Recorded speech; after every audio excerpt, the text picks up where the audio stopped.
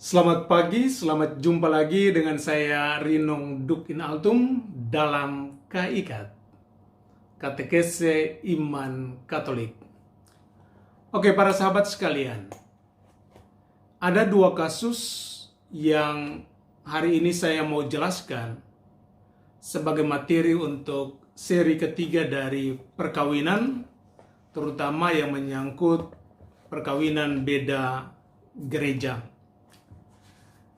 Jadi ada dua model perkawinan yang hendak dijelaskan sehingga Anda akan mempunyai pemahaman apakah perkawinan model ini sah atau tidak, dan kalau tidak sah, lalu bagaimana diurus supaya menjadi sah.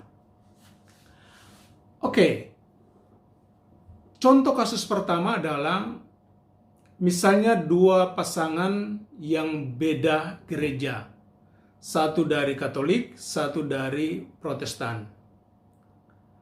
Dalam pengurusan perkawinan atau pernikahan, karena mendapatkan banyak kesulitan di dalam gereja Katolik, dalam arti harus dibina berbulan-bulan, maka dua orang ini memutuskan untuk menikah di gereja Protestan di hadapan pendeta dengan tata cara gereja Protestan tanpa mendapatkan izin atau dispensasi dari pihak gereja Katolik, dalam hal ini uskup diosis.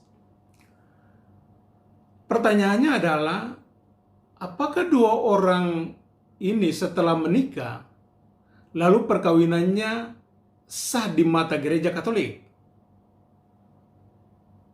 Apa konsekuensinya ketika perkawinan itu tidak sah? Oke, pertanyaan kedua atau kasus kedua, pasangan yang Katolik dengan Katolik. Jadi dua orang Katolik, mereka ingin menikah di gereja Katolik memang, tapi karena keburu waktu, ketika mereka datang ke Romo Paroki, Romo bilang bahwa oke, boleh menikah, tapi persiapan dan pembinaan harus dilakukan 4 bulan atau 6 bulan. Justru karena lamanya waktu ini sehingga membuat pasangan ini memilih untuk menikah di gereja Protestan dengan cara Protestan di hadapan pendeta. Pertanyaannya adalah sama seperti yang kasus pertama. Apakah perkawinan ini sah di mata gereja Katolik? Oke, jawaban yang bisa diberikan bahwa dua model perkawinan ini di mata gereja Katolik tidak sah. Mengapa dia tidak sah? Karena dalam gereja Katolik disebutkan bahwa kalau dua orang menikah, entah kedua-duanya Katolik atau satu adalah Katolik atau diterimakan di dalam gereja Katolik dan satu gereja lain, maka harus diteguhkan menurut format kanonik. Dalam seri kedua kita sudah melihat apa itu format kanonik.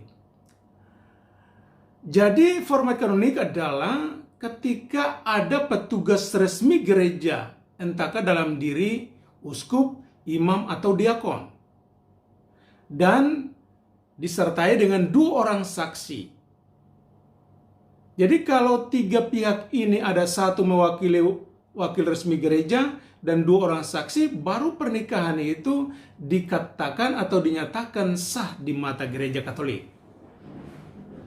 Pertanyaan lanjut memang adalah, kan di gereja Protestan juga ada saksinya, ada pendetanya, tapi kan dia bukan pendeta, bukan mewakili pihak gereja Katolik. Itu masalahnya.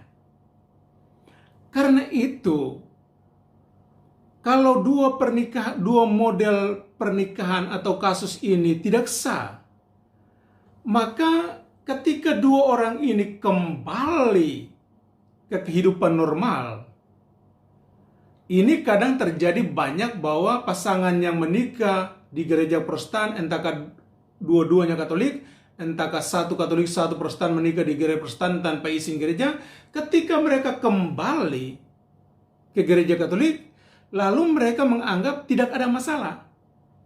Lalu mereka menyambut komunis seperti biasa. Datang ke kamar pengakuan seperti biasa. Padahal, kalau pernikahan mereka itu dikategorikan sebagai pernikahan yang tidak sah, maka konsekuensinya atau resikonya adalah pasangan ini tidak bisa mendapatkan hak-haknya di dalam gereja, terutama dalam menyambut hosti kudus dan pengakuan dosa. Dua sakramen ini tidak bisa diterima selama pernikahan mereka belum dibereskan.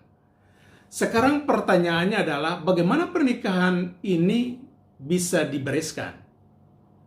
Maka gereja sebagai ibu tentunya tidak mau membiarkan putra-putrinya hidup dalam situasi seperti ini. Karena itu dalam istilah hukum gereja yang disebut sebagai konvalidasi atau konvalidatio, pengesahan kembali sebuah pernikahan yang tidak sah. Karena itu dalam Kanon 1160 dikatakan begini, perkawinan yang tidak sah karena cacat tata peneguhannya, agar menjadi sah haruslah dilangsungkan kembali dengan tata peneguhan kanonik dengan tetap berlaku ketentuan Kanon 1127 paragraf 2. Artinya konvalidasi ini adalah bentuk penyembuhan. Sebenarnya ada dua contoh konvalidasi. Konvalidasi secara simpel dan konvalidasi penyembuhan atau penyembuhan pada akarnya. Jadi terhadap perkawinan yang tidak sah tadi, dua-duanya bisa disembuhkan atau dibuat menjadi perkawinan yang sah lewat konvalidasi perkawinan. Konvalidasi perkawinan itu berarti ketika dua orang ini mereka datang kembali di gereja Katolik, lalu dibuatlah penyembuhan atau konvalidasi dengan cara dikatakan tadi bahwa Kanon 1127 paragraf 2. Berarti di situ adanya dispensasi atas format kanonik. Dalam Kanon 1161 paragraf 1 dikatakan, penyembuhan pada akar suatu perkawinan yang tidak sah ialah pengesahan perkawinan itu tanpa pembaharuan kesepakatan. Jadi tanpa pembaharuan, jadi itu berarti dua orang yang tadi menikah itu tidak lagi menikah kembali dalam gereja Katolik.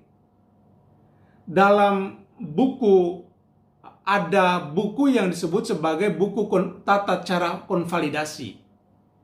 Itu nanti para vikaris yudisyal dalam keuskupan, mereka akan membuat surat atau keputusan surat konvalidasi terhadap pernikahan itu. Sedangkan tata liturginya bisa ditemukan di dalam buku liturgi gereja. Di sana ada tentang konvalidasi perkawinan. Pertanyaannya adalah siapa yang memberikan konvalidasi? Konvalidasi dalam hal ini bisa diberikan oleh takhta suci apostolik, uskup diosis, atau vikaris jenderal, atau vikaris episkopal. Jadi mereka bisa mengesahkan kembali pernikahan. Jadi ketika pengesahan kembali pernikahan ini dilakukan dalam kasus-kasus dua kasus tadi, berarti misalnya yang Katolik dengan Katolik, maka otomatis disahkanlah pernikahan mereka, maka menjadi pernikahan Katolik yang sah.